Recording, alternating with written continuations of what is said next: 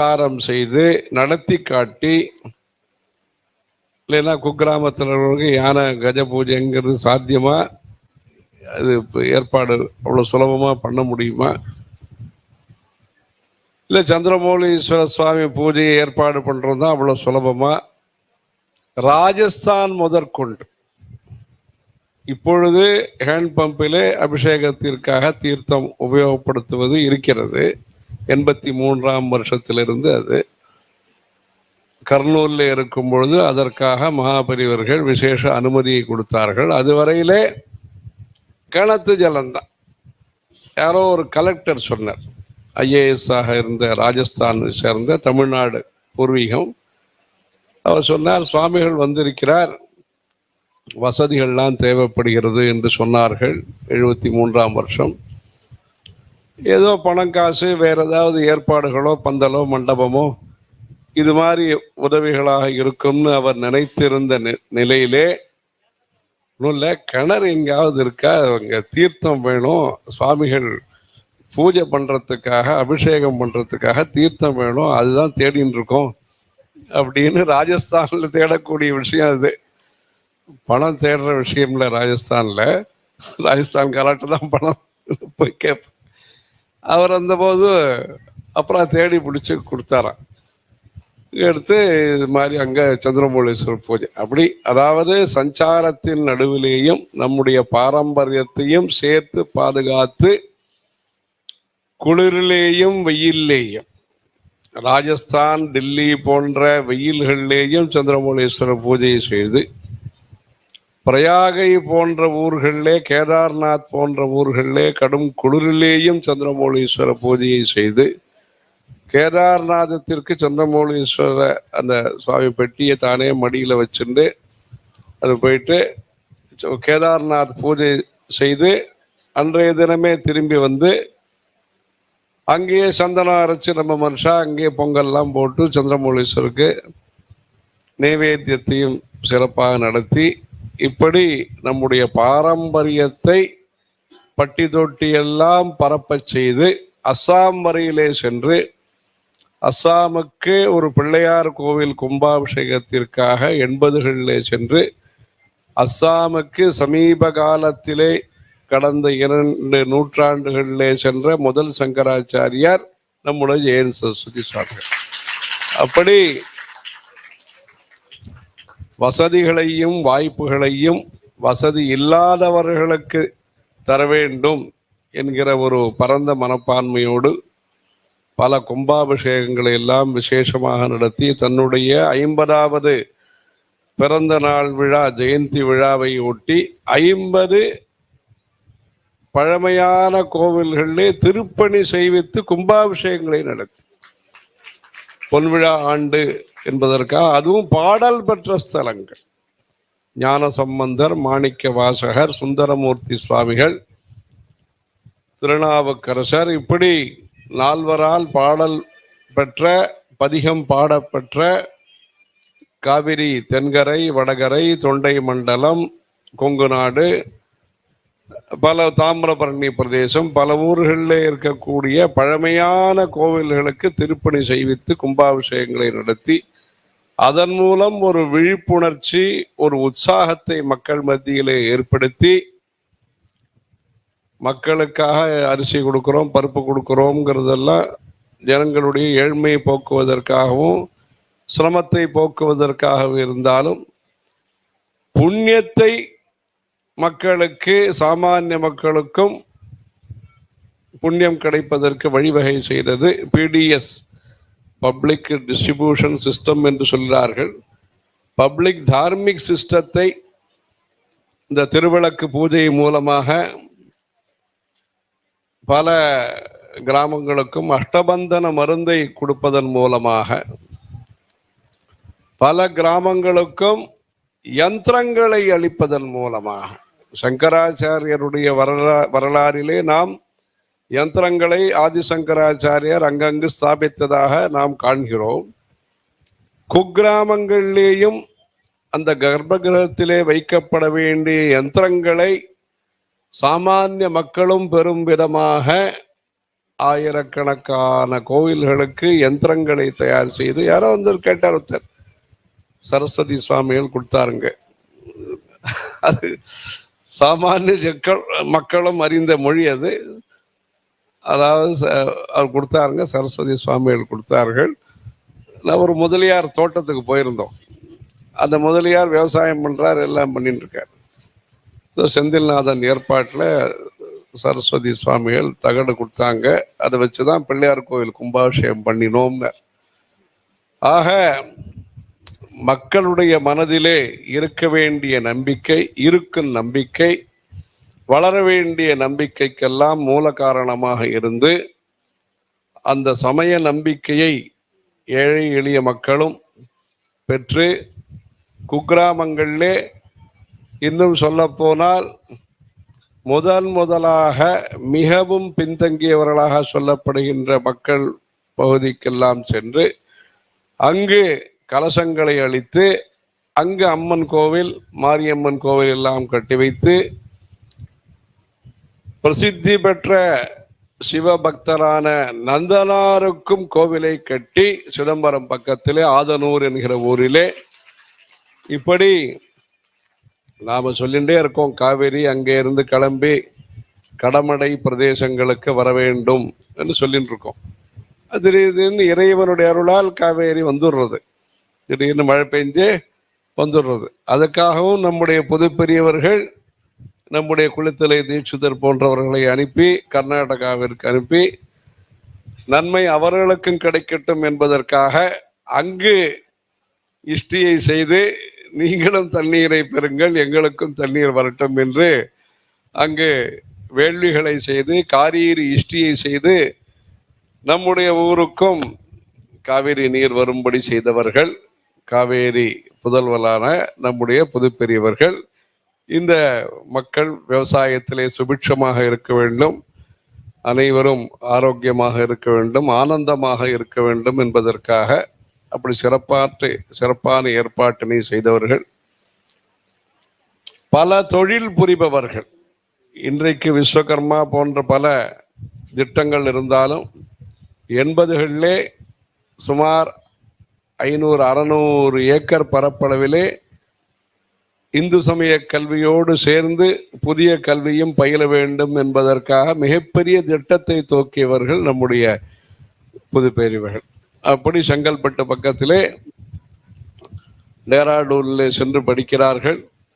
நம்முடைய இந்துக்கள் இந்து சமய கல்வியோடு சேர்ந்து சனாதன தர்ம குருகுலம் என்பதாக அவர்கள் குதிரை ஏற்றமும் சரி, விளையாட்டும் சரி, நீச்சலும் சரி, அனைத்தையும் கற்றுக்கொண்டு திருநூறு பூசிக்கொள்ள வேண்டும், சந்தனம் இட்டுக்கொள்ள வேண்டும், குங்குமம் இட்டுக்கொள்ள வேண்டும், திருமண் அணிந்து கொள்ள வேண்டும். இப்படி சமய நம்பிக்கையோடு சேர்ந்து அறிவியல், பூகோளம், சமுதாய அறிவு இவைகளெல்லாம் பெற்று சிறந்த கல்வியை இந்துக்கள் பெற வேண்டும் குறைந்த கட்டணத்திலே என்கிற ஒரு நல்ல பரந்த மனப்பான்மையோடு தீர்க்கதரிசியாக இப்படி சமயம் சார்ந்த கல்வி நிறுவனங்கள், சமய நம்பிக்கையோடு நடைபெறக்கூடிய இந்து பள்ளிக்கூடங்களை எல்லாம் ஒருங்கிணைத்து கன்னியாகுமரி மாவட்டத்திலே அந்த காலத்திலே கிராம கோவில் பூசாரிகளுக்காக சமய பயிற்சி வகுப்பை நடத்தி அன்றைய ஆளுநர் பிரபுதாஸ் பட்வாரி மூலமாக அவர்களுக்கெல்லாம் சர்டிபிகேட் சான்றிதழ்களை அவரையும் வரவழைத்து பெரியவர்களுடைய முன்னிலையிலேயே அந்த நாஞ்சில் பிரதேசங்களிலே அதை அளித்திருக்கிறார்கள். இப்படி மீனாட்சிபுரம் போன்ற பல ஊர்களுக்கு பொது வாழ்விலே இருப்பவர்களெல்லாம் அதிசயப்படும் விதமாக வாஜ்பாய், அத்வானி எல்லாருமே அதிசயப்படும்படியாக நேரடியாக சென்று அங்கு ஏற்பட்ட ஒரு அசாதாரண நிலைமையை சமாளித்து மக்கள் அனைவரும் இந்துக்களாக பிறந்த அனைவரும் இந்துக்களாகவே வாழ வேண்டும் என்கிற ஒரு எண்ணத்தை, சரியான மனமாற்றத்தை அவர்களுக்கு கொடுத்து மதமாற்றம் ஏற்படாமல் அப்படி செய்து இப்படி இந்து சமயத்திற்கும் சரி இந்திய மக்களுக்கும் சரி, இந்து சமயத்திலே எந்த அளவுக்கு ஆர்வம் காட்டினார்களோ அதே போன்று அயோத்தியாவிலே காஞ்சி அயோத்தியா ட்ரஸ்ட் என்பதாக ஏற்படுத்தி அனைத்து சமய நம்பிக்கை உள்ளவர்களுக்கும் தையல் வகுப்பு, கிராமப்புற தொழில்கள் பயிற்சி அளித்து, அப்படி வேலை வாய்ப்பிற்காக ஒரு சர்தார்ஜி அங்க சேர்மேன், அனைத்து சமயம் சார்ந்தவர்களும் பயிற்சி பெறும் விதமாக தொழிற்கல்வியை அங்கு வழங்கினார்கள். ஏழை எளிய மக்களுக்கு 1980களிலேயே 3 கோடி ரூபாய் அளவிற்கு இந்த கடன் வழங்கும் விழா. அதே போன்று ஷகாவத் ஜி என்கிறவர்களை பிறகு அவர் உபராஷ்டிரபதியாகவும் இருந்தார். ராஜஸ்தான் முதல் மந்திரியாக இருக்கும் பொழுது காஞ்சிபுரத்திற்கு வரவழைத்து யார் கடன் பெற்றார்களோ, யார் திரும்பி கொடுத்துட்டாங்களோ அவங்கள மேடை ஏற்றி அவங்களுக்கு பரிசு கொடுத்து புதுமையான ஒரு விழாவை நடத்தி, இந்து சமயம் என்பது பொறுப்பான ஒரு மதம், அது வளரக்கூடிய மதம், உதவி செய்யக்கூடிய மதம் என்பதையெல்லாம் வெளிப்படுத்தி, இப்படி ஒரு புதுமை சாஸ்திரத்தையே புதுமைப்படுத்தி புது பொலிவுடன் அவர்கள் அளித்ததினாலே புது பெரியவர்கள் என்கிற பெயரும் அது பிரசித்தியாக இருக்கிறது. பழமையான கலாச்சாரத்தையே மக்கள் உணரும்படியாக செய்து இப்படி எளிமைப்படுத்துதல், கற்றலில் இனிமை என்று நாம் இன்ற நாளிலே சொல்லி வருகிறோம். அப்படி தர்மத்திலே ஒரு இனிமையை, எளிமையை, நளினமாக பழகுவதை அவர்கள் கடைபிடித்து, இங்கு அவர்கள் வசித்தாலும் வடநாட்டை சார்ந்தவர்களும் அடல் பிஹாரி வாஜ்பாய் போன்றவர்களும் இன்னும் பிற சமயத்தை சார்ந்தவர்களும் நம்பிக்கையோடும் மதிப்போடும் இவர்களை வரவழைத்து சாந்தி சமாதானத்திற்காக அயோத்தி அந்த காலகட்டத்திலே சாந்தி சமாதானத்திற்காக முயற்சி செய்து அசோக் சிங்கால் போன்றவர்களெல்லாம் அந்த பெரியவர்களுடைய சமயப்பணியிலே ஆர்வத்துடன் ஈடுபட்டு அனைத்து தரப்பு மக்களையும் ஈர்த்து சேர்த்து கோர்த்து அவர்கள் இந்து சமயத்தினுடைய வளர்ச்சிக்காக அந்த புன்முறுவலுடன், ஒரு 2 நாள் முன்னாடி ஒருத்தர் பேசினார், வடக்கேந்து முராரி பாபு என்று ஒருவர் பேசினார், குரு பூர்ணிமா என்பதற்காக. அவர் சொன்னார், முஸ்குராத்தேஹே அப்படின்னார், அவருடைய சிரிப்பை நான் மறக்க முடியாது அப்படி என்று சொல்லி, வடநாட்டிலே பாகவதம் ராமாயணம் சொல்லக்கூடிய பல்லாயிரக்கணக்கான மக்களுக்கு பக்தி பிரச்சாரத்தை செய்யக்கூடிய முராரி பாபு என்பவர்கள் நம்முடைய ஜெயன் சரஸ்வதி சுவாமிகளுடைய புன்முறுவலை பற்றி ஞாபகமாக அப்படி சொல்றார். அப்படி படாடோபம் இல்லாமல், அகங்காரம் இல்லாமல், அந்த ஜனாகர்ஷண யந்திரம் தனாகர்ஷண யந்திரம் என்று எதை நாம் சங்கராச்சாரியருடைய வரலாறிலே பார்க்கிறோமோ அந்த ஜனாகர்ஷணத்தையும் தனாகர்ஷணத்தையும் பல்வேறு பக்தர்களுக்கும் அவர்கள் தொழிலை தொடங்கி வைத்து அவர்களுடைய திருக்கரங்களால் பக்தர்கள் ஆசீர்வாதம் பெற்று பெரும் செல்வந்தர்களாக அந்த அவிட்ட நட்சத்திரத்தினுடைய பலனாக அப்படி தொழில் வளர்ச்சி எல்லாம் ஏற்படுத்தி, வயறு நிரம்பினால்தான் மனது நிரம்ப முடியும் என்கிற பிரத்யட்சத்தை அவர்கள் உணர்த்தி இப்படியாக எளிமையாக அவர்கள் தர்மத்தை மக்களிடத்திலே கொண்டு சேர்த்ததை ஜனங்கள் எல்லோரும் ஞாபகத்திலே வைத்திருக்கிறார்கள். இந்த திருவானைக்காவலுக்கும் அவர்களுக்கும் நெருங்கிய தொடர்பு இருக்கிறது. இந்த திருவானைக்காவலிலே படித்தவர்கள் சாஸ்திரங்களை இங்கு படித்தார்கள். இங்கு பக்கத்தில் இருக்கக்கூடிய அல்லூர் என்கிற ஊர்லேயும் சில காலம் படித்தார்கள். இங்கிருந்து போய் படித்தார்கள். பரசுராம கணபாடிகள் என்பதாக 100 வயது வித்வான் இருந்தார். பெரியவர்கள் சொல்லி அங்கேயும் போயிட்டு வந்தார்கள், இங்கேயும் படித்தார்கள். பாலகிருஷ்ண சாஸ்திரிகள் பலர் பேர் இருந்தார்கள் இங்கே. அதற்கு முன்பாக திருவிடைமருதூர்ல படித்தார்கள். மகாபெரியவர்களுடைய பூர்வாசிரம தம்பி அவர் குஞ்சு சாஸ்திரிகள் என்று பெயர். அவரிடத்திலே வேதங்களை படித்து அதற்கு பிறகு இங்கு மேல் படிப்பு படித்து பிறகு சந்நியாசம் அங்கு காஞ்சிபுரத்தில் வைத்து அப்படி இந்த திருவானக்காவல் இருக்கும் பொழுது யோகாசனம் எல்லாம் கூட பயின்றிருக்கிறார்கள். பிறகு பலமுறை இங்கு வந்திருக்கிறார்கள். முதலாக மகாபெரியவர்கள் சொல்லி தனியாக யாத்திரை என்பதை அவர்கள் தொடங்கிய காலத்திலே முதலாக யாத்திரைக்காக வந்த இடம் இது திருவானைக்காவல் அகிலாண்டேஸ்வரி கோவில். கும்பாபிஷேகத்திற்காக தேனம்பாக்கத்திலிருந்து முதலாக இந்த ஊருக்கு அனுப்பி வைத்தார்கள். இந்த கும்பாபிஷேகத்தை நடத்தினார்கள். பிறகு அகில இந்தியாவும் நேபாளம், மானசரோவர், இப்படி பல பங்களாதேஷ் டாக்காவுக்கும் சென்று டாகேஸ்வரி அம்மனுடைய சந்நிதியிலே சண்டி ஹோமத்தை நடத்திய முதல் சங்கராச்சாரியார் நம்முடைய ஜெயந்த் சரஸ்வதி சுவாமி. கைலாச மானசரோவரிலே இந்த குரு பூஜையை எலுமிச்சம்பழம், அரிசி, பருப்பு, அகர்பத்தி எல்லாத்தையும் எடுத்துன்னு போய் அங்கு டென்ட்டிலே வியாச பூஜையை நடத்தியவர்கள். அந்த கைலாச மலையிலிருந்து ஸ்படிகலிங்கத்தை கொண்டு வந்ததாக நம்முடைய வரலாறு இருக்கிறது. இப்படி இருக்கும் பொழுது அந்த கைலாச மானசரோவரில் ஸ்நானம் செய்து குரு பூஜையை, வியாச பூஜையை, ரிஷிகளுக்கெல்லாம் கௌரவத்தை அளிக்கக்கூடிய பூஜையை அங்கு நடத்தி இதே முறையிலே நடத்தி அந்த விசேஷமாக கொண்டாடினார்கள் வியாச பூஜையை. இப்படி சஞ்சாரமாக இருக்கட்டும், பிரச்சாரமாக இருக்கட்டும், உபகாரமாக இருக்கட்டும், சஞ்சாரம், பிரச்சாரம், உபகாரம், இப்படி பல விதத்திலேயும் மக்கள் மனதிலே தைரியம் குறையாமல், உற்சாகம் குறையாமல், நம்பிக்கை குறையாமல் ஒரு சங்க சக்தியை, பொதுமக்களுக்கான சக்தியை உருவாக்கியவர்கள். ஆகவே இந்த காலகட்டத்தில் என்ன ஆகுமோ என்று பயப்படாமல் மக்கள் என்றைக்கும் தர்மம் என்பது தேவை, என்றைக்கும் கோவில்கள் என்பது தேவை, என்றைக்கும் தேரோட்டம் என்பது தேவை, தேசிய நீரோட்டம் என்பதும் என்றைக்கும் தேவை என்பதை அவர்கள் உணர்ந்து மக்களை அன்பால் அரவணைத்து தவத்தின் மூலமாக அனைவரையும் ஈர்த்தவர்கள் நம்முடைய மகாபெரியவர்கள். உபதேசத்தின் மூலமாக, பாத யாத்திரையின் மூலமாக ஈர்த்தவர்கள் ஆதிசங்கரர்கள்.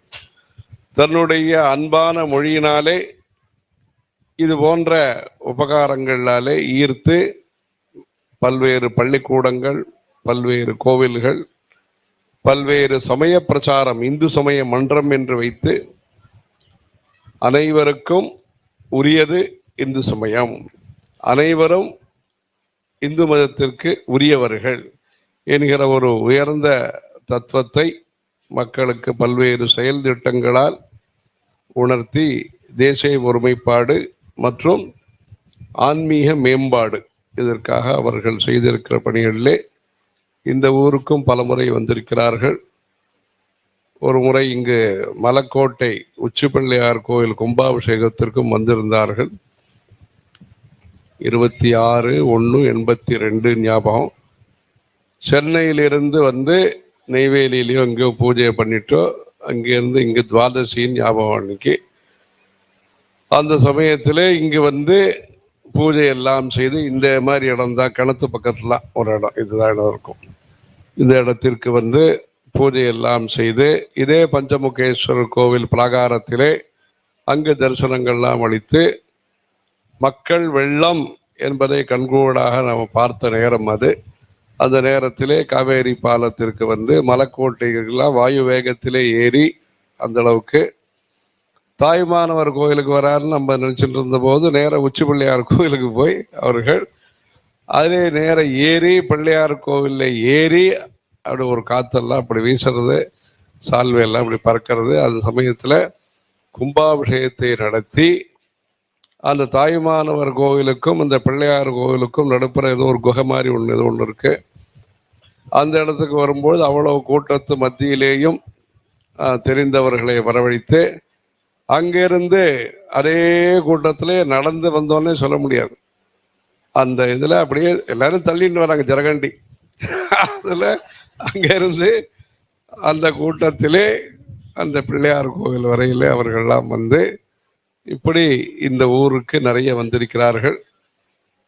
இந்த ஊரோடு நெருங்கிய தொடர்புடைய அவர்களுடைய ஜெயந்தி விழாவை இந்த இடத்திலே வைத்து கொண்டாடுவது சிறப்பு என்று நினைத்து காசை பூஜைக்காக வந்தாலும் இந்த ஜெயந்தி விழாவை இங்கு நடத்துவது உச்சிதம் உத்தமம் என்று நினைத்து இன்றைய ஜெயந்தி விழா இங்கு நடைபெறுகிறது. பதவி என்பது உதவிக்காக ஏற்பட்டது என்பதை உலகத்திற்கு தெரிவித்தவர் அவர். பதவி என்பது உதவிக்காக ஏற்பட்டது, உதவி செய்வதற்காக ஏற்பட்டது என்பது. படகோட்டிகள் முதற்கொண்டு பிரயாகராஜிலே படகோட்டிகள் முதற்கொண்டு அனைவருக்கும் போட்டியை வைத்து அவர்களுக்கு வேஷ்டியை கொடுத்து, இப்படி இந்து சமயத்தை பற்றி இல்லாத ஒரு விஷயத்தை மக்களிடத்திலே செல்லாத மதம் என்றோ மக்களுக்கு செய்வது இல்லை என்றோ பரப்பப்பட்ட தவறான கருத்தை தன்னுடைய செயல்கள் மூலமாக அந்த பிரச்சாரம் என்பது தவறு என்பதை நிரூபித்து காட்டியவர் நம்முடைய ஜெயந்தி சரஸ்வதி சுவாமிகள்.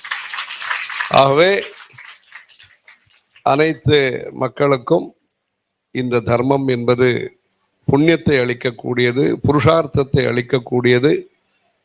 அரச மரத்திலிருந்து அரசர் வரையிலே, அரச புருஷலாக என்றெல்லாம் இல்லை, எல்லாருக்கும் இந்த சமயம் என்பது திருநெல்வேலி போன்ற பிரதேசங்களிலே இந்த தீப பூஜை என்கிற ஏற்பாட்டை விசேஷமாக செய்து மதுரை மீனாட்சி அம்மன் கோவிலில் 5000 மக்கள் மூலமாக, அமிர்தம் நாடார் போன்றவர்கள் மூலமாக ஏற்பாடு செய்யப்பட்டு அங்கு பிராகாரத்திலே மதுரை மீனாட்சி அம்மன் கோவிலில் அப்படி விசேஷமாக இந்த தீப பூஜையை நடத்தினார்கள். திருநெல்வேலி பிரதேசத்திலே இதுவரையிலே செல்லாத குக்கிராமங்களுக்கெல்லாம் சென்று புதியதாக ஃபர்ஸ்ட் ஜெனரேஷன் கிராஜுவேட்ஸ் என்று சொல்கிறார்கள், அதுபோன்று இந்த பூஜையை இப்பொழுதுதான் முதலாக தரிசிக்கிறார்கள் என்கிற மக்களுக்கும் சந்திரமௌலீஸ்வர பூஜையை பல கிராமங்களிலேயும் திருநெல்வேலி பகுதியிலே அவர்கள் நிகழ்த்தி தீர்த்த பிரசாதத்தை அளித்து அவர்களை எல்லாம் பல கோவில்களுக்கு தர்மகர்த்தாக வர வேண்டும் என்கிற ஆர்வத்தை அதிகப்படுத்தி இன்றைய காலகட்டத்திலே பல்வேறு புதிய பக்தர்களும் பல்வேறு தான தர்மங்களை ஆர்வத்துடன் அங்கு செய்து வருகிறார்கள் என்றால் அந்த ஆர்வத்தை அதிகப்படுத்தியது நம்முடைய பொது பெரியவர்கள். அதே போன்று ஐயப்ப மலைக்கு சென்று ஐயப்ப சுவாமியினுடைய சன்னிதானத்திலிருந்து ஜோதியை அவர்கள் அங்கிருந்து ஒரு தீபத்தில் ஏற்றி அந்த ஐயப்ப ஜோதி ஊர்வலம் என்பதாக ஒரு வேனிலே வைத்து கிராமந்தோறும் அந்த ஐயப்ப ஜோதி வேனை அனுப்பி இப்படி மக்களிடத்திலே தர்மம் என்பதை பிரச்சாரத்தின் மூலமாக செய்து இப்படி இந்து இயக்கங்கள் என்ன இருக்கின்றனவோ அவைகள் எல்லாத்தையும் ஊக்கப்படுத்தி சென்னையிலே இந்து சமய கலை விழா என்பதாக விசேஷமாக நடத்தி அப்பொழுதைய முதலமைச்சர் எம்ஜிஆர் அவர்கள் அதுக்கு 2 முறை அதிலே கலந்து கொண்டு காலையிலே பார்வையாளராக மத்தியானம் பேச்சாளராக இப்படி முதல்ல வந்துட்டார், காலம்பரம் வந்துட்டார், கீழே இருந்தார்.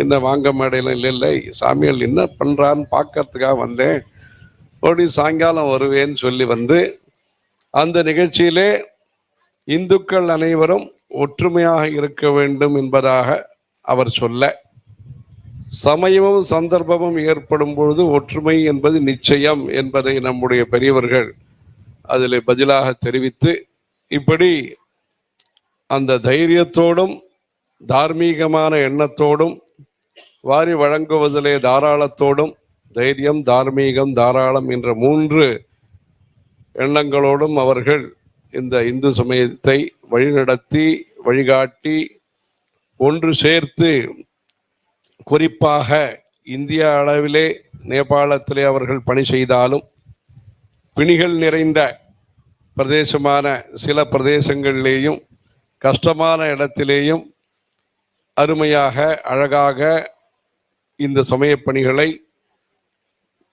மக்கள் புரிந்து கொள்ளும் விதத்திலே மக்களை நிர்வகிக்கக்கூடிய முக்கியஸ்தர்களும் சமயம் என்பதை நாம் நிராகரிக்க கூடாது.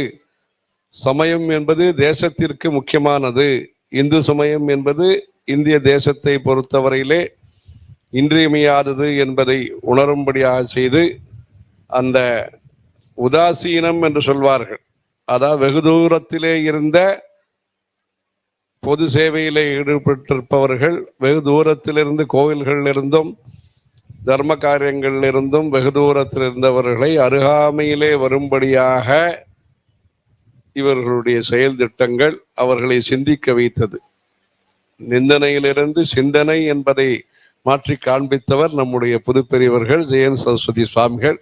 இப்படி நம்முடைய இந்து சமயத்தை மேன்மேலும் நாம் வளர்ப்பதற்கு அது போன்ற ஒரு காந்தம், ஏகாந்தம், காந்தம் மேக்னெட்டிக், அது போன்ற ஒரு ஆகர்ஷணம், அதே சமயத்திலே தனக்காக ஒன்றும் தேவையில்லை என்கிற நிலையிலே அவர்கள் அந்த எளிமையான வாழ்க்கையை கடைபிடித்து மக்களுக்கு செய்வதிலே ஆர்வத்தை காட்டி இந்த நூற்றாண்டிலே நம்முடைய மகாபெரியவர்கள் வேதங்களையும் சாஸ்திரங்களையும் தர்மங்களையும் தர்ம சாஸ்திரத்தையும் பாதுகாத்து, அடிப்படை விஷயங்களை பாதுகாத்து, அதே போன்று எந்த தர்மத்தை மக்கள் பின்பற்ற வேண்டுமோ அந்த பின்பற்ற வேண்டிய மக்கள் நாம் இந்துக்கள், நாம் இந்தியர்கள், நாம் பக்தர்கள் என்கிற உணர்வை பெறும் விதமாக அந்த ஒரு அவர்களுடைய தர்ம பிரச்சாரம் விசேஷமாக தமிழ்நாட்டிலே கன்னியாகுமரி ஆரம்பித்து திருவத்தியூர் வடிவுடையம்மன் வரையிலே இருக்கக்கூடிய இந்த இதிலே பல நிகழ்ச்சிகள் நடத்தியிருக்கிறார்கள். இன்றைய தினம் இந்த பாத பூஜை நிகழ்ச்சியிலே நம்முடைய பாலாஜி அவர்களும் கோபால்ஜி அவர்களும் கலந்து கொள்கிறார்கள். நிறைய அவர்கள் குடும்பத்திற்கும் பெரியவர்கள் ராகவன் குடும்பத்திற்கும் அனுகிரகம் செய்து அந்த காலத்திலே இங்கே நடைபெற்ற தாடங்க பிரதிஷ்டை 30 வருஷத்திற்கு முன்பாக நடைபெற்ற தாடங்க பிரதிஷ்டையிலே அந்த தீப பூஜை கோபால்ஜி மூலமாக அப்பொழுது ஒரு தீப பூஜை ஏற்பாடு செய்யப்பட்டு, ஆமாம், அந்த மண்டபத்திலே முகப்பு குளத்தக்கு ஆபீஸ் பக்கத்தில் இருக்கக்கூடிய அந்த மண்டபத்திலே அதற்காக மண்டபம் பொலிவை பெற்றது. அது காலம்பர இந்த காயத்ரி ஜபம் நடைபெற்றது. அந்த சமயத்திலே காயத்ரி உபாசனை என்பதாக இவர்கள் மூலமாக பாலாஜி கோபால்ஜி மூலமாக வெளியிடப்பட்ட அந்த புஸ்தகம் ஆயிரக்கணக்கான குடும்பங்களிலே பூஜைகளுக்கு உபயோகப்பட்டு கொண்டிருக்கிறது. அப்போ ஆரம்பிச்சது, அது பல பதிப்புகள் வந்து விட்டன. அந்த காயத்ரி ஜபத்திற்காக புதியதாக அம்பாள் படமும் அச்சு போடப்பட்டு அன்றைய தினம் காலையிலே காயத்ரி ஜபம், காயத்ரி ஹோமங்கள் எல்லாம் விசேஷமாக அந்த மண்டபத்திலே நடைபெற்றது. அதுக்காக இந்த மிருசங்கிரகணம்னு சொல்கிறேன், இன்னும் இல்லை, அது வந்து அங்கே ஒரு அடியோன்மை கிட்டத்தட்ட கொஞ்சம் நிறைய இது இருந்தது, மண்ணெல்லாம் இருந்து அதெல்லாம் எடுத்து மண்டபம் புதிய பொலிவை பெற்றது. அன்றைய தினம் சாயங்காலம் விசேஷமாக அந்த தீப பூஜை நடைபெற்றது. அதில் வந்த தொகை ஒரு 40,000 என்னமோ, மறுபடியும் கும்பாபிஷேகத்திற்கு 80,000 அது மாறி அந்த கும்பாபிஷேகத்திற்கும் அந்த காணிக்கை உபயோகப்பட்டது. இப்படியாக அந்த ஒரு மைதானத்தில் ஈஆர் ஸ்கூல் பக்கத்தில் மைதானத்தில் அந்த திரு வேதாந்தஞ்சி அவர்கள் கோபால்ஜியை அந்த பொது சேவையில் ஈடுபடுத்திய ஒரு விழாவாக அந்த ஒரு இந்து சமய விழா அங்கே நடைபெற்றது. அதுக்குன்னே தனியாக வந்தோம். அதுக்காக அப்பெல்லாம் இவ்வளோ தூரம் வர்றது ரொம்ப புதுசு நமக்கு. மெட்ராஸ்லேருந்து இதுக்காக திருச்சிக்காக அந்த நிகழ்ச்சிக்காக வந்திருந்தோம். இப்படி அந்த குடும்பமானது திருச்சியிலே நம்முடைய ஜெகத்குரு வித்யாஸ்தானம் மற்றும் அகிலாண்டேஸ்வரி அம்பாளுடைய கோவில் கைங்கரியத்திலே விசேஷமாக ஈடுபட்டிருக்கிறார்கள். குறிப்பாக இந்த ரிக்வேத பாடசாலையும் நடைபெறுகிறது. அவர்களும் அந்த ரிக்வேத குடும்பத்தை சார்ந்தவர்கள். இப்படி இந்த சமய தொண்டியும் சமுதாய தொண்டியும் நல்ல முறையிலே செய்து எத்தனையோ அதுக்கப்புறமா இங்கே திருச்சி மீட்டிங்க்கு அப்புறம் நிறைய பண்ணிகிட்டே இருக்கார். அது வேறு விஷயம். கிராம கோவில் பூஜாரிகள், அப்புறம் ஈரோட்டில் இந்த நாம சங்கீர்த்தன விழா, இப்படி பலவிதமாக நிகழ்ச்சிகளை நடத்தி கொண்டிருக்கிறார்கள். இன்றைய தினம் நடைபெற்ற அஷ்டோத்தர பூஜா, இதையும் அர்த்தங்கள்லாம் எழுதணும்னு சொல்லின்னு இருக்கோம். நம்ம அதையும் ஒரு புஸ்தகமாக வெளியிட்டு பக்தர்களுக்கெல்லாம் அளித்து, இந்த ஜெகத்குரு வித்யாஸ்தானத்தில் இன்றைய தினம் நடைபெற்ற ஜெயந்தி விழாவானது நம்முடைய பெரியோர்கள் இங்கேயே வசித்து, இங்கேயே நடமாடி, இங்கேயே பூஜைகளை செய்து, சிறிய வயது முதலிருந்து பல வருஷங்கள் தொடர்புடைய இந்த இடம். அது மாத்திரமல்ல, பல தலைமுறைகளாக காஞ்சி காமகோடி பீடத்தினுடைய பல பெரியவர்கள் சுமார் ஒரு 150 வருஷத்திற்கு குறைவில்லாமல் இங்கு தங்கிய இடம். அது 64வது பெரியவர்கள், அப்புறமா 65வது இளையாத்தங்குடி பெரியவர்கள், கலவை பெரியவர்கள், மகா பெரியவர்கள் 1909ஆம் வருஷத்திலே தன்னுடைய 15வது வயதிலே தாடங்க பிரதிஷ்டையை சிறப்பாக நடத்திய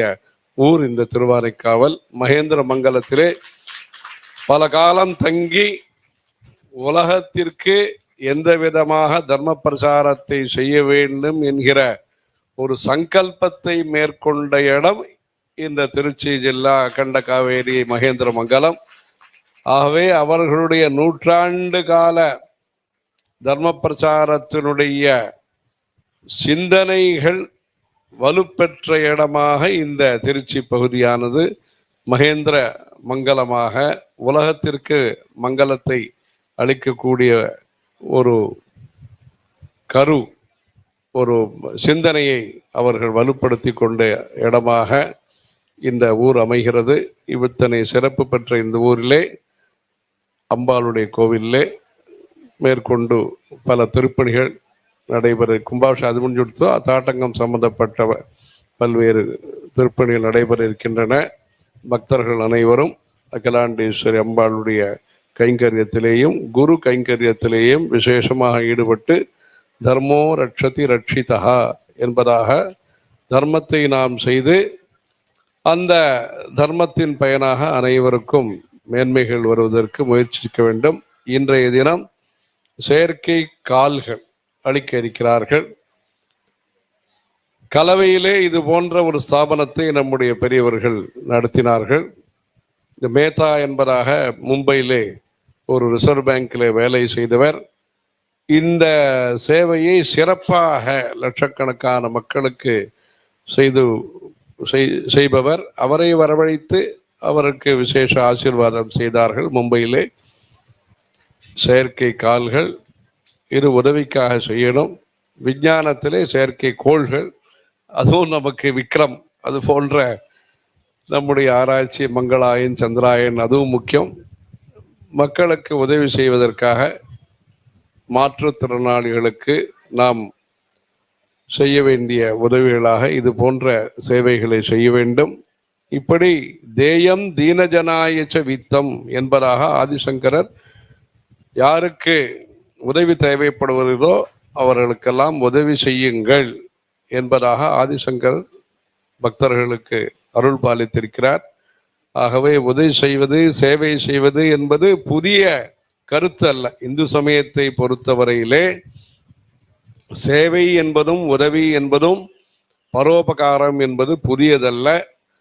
அது இன்றைய நிலையிலே அது புது பொலிவுடன் புதுப்பிக்கப்பட்ட நிலையிலே இந்த தர்மங்கள்லாம் செய்ய இருக்கிறார்கள். இப்படி அவர்களுடைய மனதிற்கு உகந்த இது போன்ற தர்மங்களை எல்லாம் செய்து வேதங்களை காப்பாற்றி கோவில்களை காப்பாற்றி அனைவருக்கும் உதவிகளை செய்து அவர்களுடைய குருவினுடைய ஆசிகளோடு குருவருளையும் திருவருளையும் பெற்று தெளிவு குருவின் திருநாமம் செப்பல், தெளிவு குருவின் திருநாமம் கேட்டல் என்கிற அந்த தெளிவு குருவின் திருமேனி காண்டல், இது போன்று இந்த குரு பக்தியை மேன்மேலும் வளர்ப்போமாக. ஹரஹர நம பார்வதி பதையே. வெற்றிவேல் முருகனுக்கு. ஜெய ஜெய சங்கர, ஹரஹர சங்கர.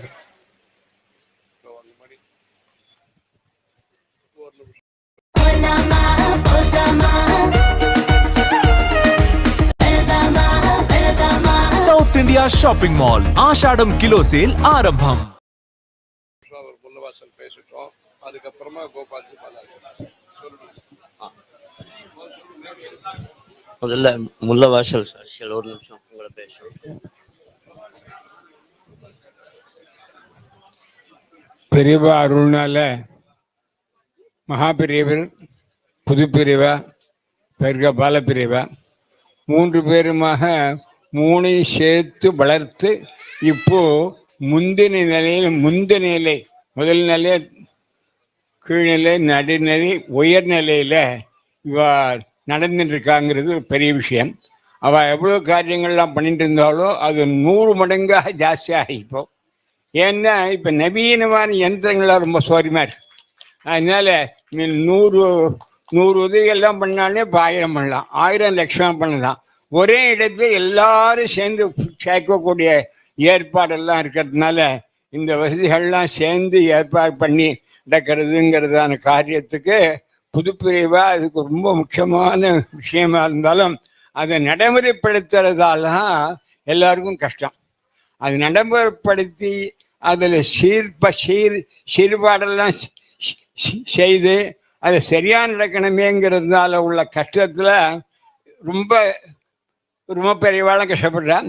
ஆனால் இவா ரொம்ப சுலபமாக இந்த விஷயங்கள்லாம் சுலபமாக நடத்தி கொண்டு இருக்கிறார்கள். அதுக்கேற்ற மாதிரி பக்கபலமாக எல்லாருமாக சேர்ந்து கொண்டு இங்கே நடந்து கொண்டிருக்கிறார்கள் என்பதை நினைத்து ஒரு மலரானது நன்றாக வளர தினமலர்ல தினம் மலர்ச்சி இருந்துட்டே இருக்கணும்.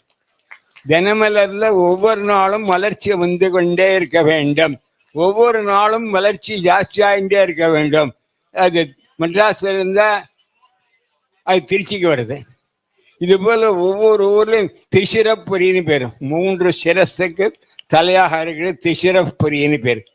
3 தலைகள் 3 தலைகள் தான் மத்தியமம் உத்தமம் அதமம் 3லையும் தலை சிறந்த ஊராக இருப்பது திசிரப்புரி என்பதை சொல்லி இந்த வழக்கத்தை சொல்லி பெரியவாளுடைய அனுகிரகத்தை நம்ம எல்லாம் நன்கு வளர வேண்டும் என்பதை தெரிஞ்சு நான் இந்த உரையை புற்றுக் கொள்கிறேன்.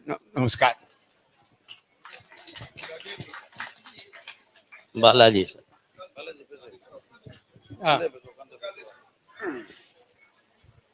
ஜெய ஜெய சங்கர ஹர சங்கர.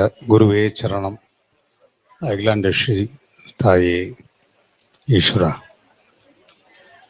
மாதிரி பெரியவா எங்களை மேடை ஏற்றி, என்னையும் என் சகோதரர் கோபால்ஜி மேடை ஏற்றி இந்த அளவுக்கு மரியாதை கொடுத்ததுக்கு நாங்கள் அந்த சங்கர மடத்திற்கும் பாலப்பிரிவாளருக்கும் ஸ்ரீ பூஜ்ய ஸ்ரீ பாலப்பிரிவாளருக்கும் என் மனைவி திருமதி ரேணுகா அவர்கள் வந்திருக்கிறார்கள். அனைவருக்கும் இங்கே வந்திருக்கும் அனைவருக்கும் எங்கள் சார்பிலும் திருச்சி நகர மக்கள் சார்பிலும் நன்றியை தெரிவித்துக் கொள்கிறேன். நன்றி, வணக்கம்.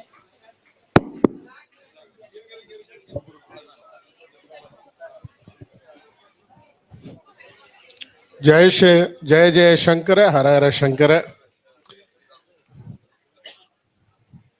பெரியவா பாதங்கள்ல நமஸ்காரம் பண்ணி இன்னைக்கு ஒரு அருமையான ஒரு வாய்ப்பு கொடுத்தா ரொம்ப சந்தோஷம். பெரியவா உங்க அனுகிரகத்தினால எங்கள் குருநாதரை பத்தி பேசுறதுக்கு ஒரு வாய்ப்பு. ஏன்னா அவரை பத்தி பேசினா நாள் கணக்கா பேசலாம். நான் அவருக்கு முதல்ல பெரியவா தரிசனம் பண்ணப்போ நான் காலேஜ் ஃபர்ஸ்ட் இயர் படிச்சுருக்கும் போது 35 வருஷத்துக்கு முன்னாடி நடந்த ஒரு அனுபவம். அதுலேருந்து பெரியவா கூட நிறைய யாத்திரா பண்ணியிருக்கேன். நேபாள் அவர் கூட போகாத இடம் இல்லை. என்கிட்ட ரொம்ப பிரியமா இருப்பார். என்னை பார்த்தோன்னே கோபால் கோபுலுன்னு பாட்டு வேற பாடுவார். நான் பார்த்தோன்னே அவ்வளோ பிரியமா இருப்பார் என்கிட்ட. அவ்வளோ இஷ்டமா அவர் கூட அவ்வளோ யாத்திரைகள் பண்ணியிருக்கோம். பல நாட்களில் லேட் ஆச்சுன்னா அங்கேயே பெரியவா மேலே கட்டிலில் படுத்திருப்போம், நாங்கள்லாம் தரையில் படுத்திருப்போம் பக்கத்தில். அது மாதிரியான பாக்கியெல்லாம் கொடுத்தாங்க எங்களுக்கெல்லாம் கூட இருக்கிறதுக்கு. அப்படி யாத்திராக்கள் பண்ணி சர்வீஸ் பண்ணியிருக்கோம். இப்போ எல்லாம் புரட்சின்னு சொல்கிற உண்மையான புரட்சி துறவி அப்படின்னு சொன்னால் அது புதுப்பிரிவா தான்.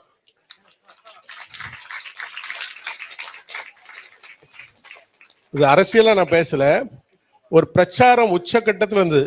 ஹிந்து விரோத பிரச்சாரம் உச்சக்கட்டத்தில் இருந்த காலகட்டத்தில் கிராமமா போய் அதை உடைச்சார். இன்னைக்கு அந்த அமைப்பெல்லாம் லெட்டர் பேடா மாறி போச்சு. அதுக்கு பெரிய ஃபவுண்டேஷன் போட்டது யாருன்னா புதுப்பிரிவா தான். மகாபெரியோட தபஸ்னால அவருக்கு பெரிய எனர்ஜி. மகாபெரிவா அங்கேருந்து ஃபுல்லா கரண்ட் கொடுத்துட்டே இருந்தார் இவருக்கு. அந்த கரண்ட் இவர் யாத்ரா ஜனங்கள் எல்லாருக்குமே ஒரு மாய தோற்றத்தை, சங்கர மடத்தை பத்தி ஒரு மாய தோற்றம் இருந்தது. அப்ப இது பிராமணால் மடம், மற்ற சமுதாயம் உள்ள அனுமதி இல்லைன்னு. அப்படி கிடையாது, இது இந்துக்களுக்கான மடம். இது நம்பிக்கை உரியவர்கள் யார் வேணா அங்க வரலாம், அது இந்துவா இருக்குன்னு கூட அவசியம் இல்லை, நம்பிக்கை இருந்தா என்கிட்ட வரலாம் அப்படிங்கிற ஒரு மாற்றத்தை ஏற்படுத்தி, அந்த மாற்றம் தான் நீ தமிழ்நாட்டோட நிலையை மாத்துச்சு. அது மாதிரியான ஒரு பெரிய புரட்சிகரமான காரியங்கள்லாம் பண்ணியிருக்கா. நார்த் ஈஸ்ட் வரையும் போன முதல் சங்கராச்சாரியர் அவர் தான். திருப்புரா வரையும் போயிட்டு வந்தா பெரியவா. அது மாதிரி நிறைய யாத்திராக்கள் கூட போயிருக்கோம்.